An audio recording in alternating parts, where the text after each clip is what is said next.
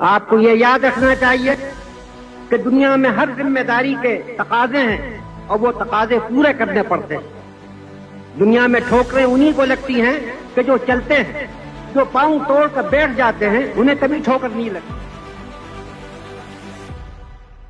بھارتی تاریخ میں ایک ایسا نام جس نے کم سنی میں اپنی ذہانت و فطانت سے ملک و قوم کو حیران و شستر کر دیا۔ متضاد حیثیتوں پر مبنی زندگی کے مالک مولانا ابوالکلام آزاد ایک زبردست صحافی، عالی مرتبہ مجتہد، عظیم دانشور، بلند پایا مفکر، فلسفی اور جنگ آزادی کے عظیم رہنما تھے۔ مولانا ابوالکلام آزاد کی پیدائش 1888 میں مکہ معظمہ میں ہوئی۔ ان کا اصل نام محی الدین احمد تھا، مگر ان کے والد مولانا سید محمد خیر الدین ابن احمد انہیں فیروز بخت کے نام سے پکارتے تھے۔ اپنے والد سے ابتدائی تعلیم حاصل کرنے کے بعد آزاد مصر کی مشہور درسگاہ جامعہ ازہر چلے گئے، جہاں انہوں نے مشرقی علوم کی تکمیل کی۔ عرب سے ہجرت کر کے بھارت آئے تو کلکتہ کو اپنی سرگرمیوں کا مرکز بنایا۔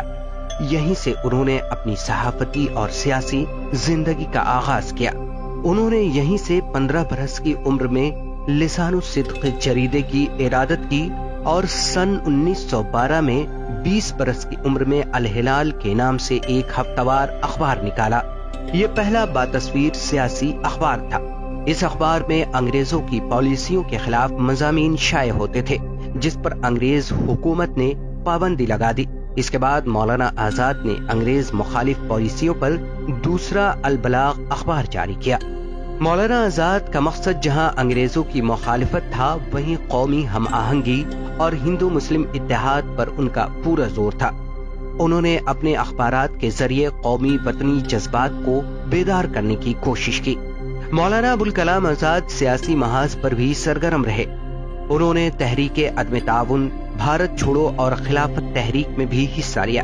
گاندھی جی کی قیادت پر انہیں پورا اعتماد تھا۔ گاندھی کی افکار و نظریات کی تشہیر کے لیے انہوں نے پورے ملک کا دورہ کیا۔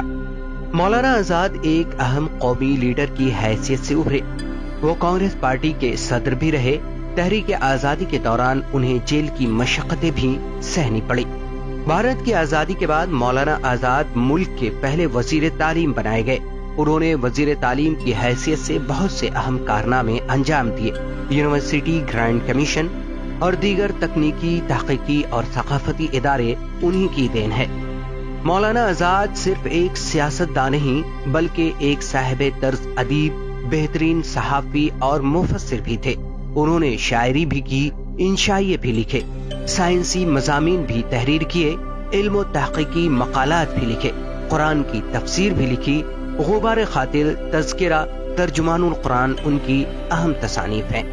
مولانا نے اپنی کتاب غبار خاطر قلعہ احمد نگر میں قید کے دوران تحریر کی تھی، جسے مالک رام جیسے محقق نے مرتب کیا اور ساہتیہ اکادمی نے اسے شائع کیا۔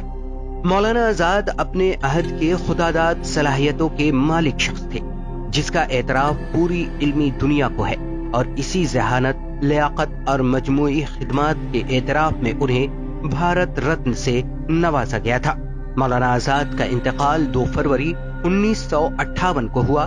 اردو بازار جامع مسجد دہلی کے احاطے میں ان کا مدفن واقع ہے۔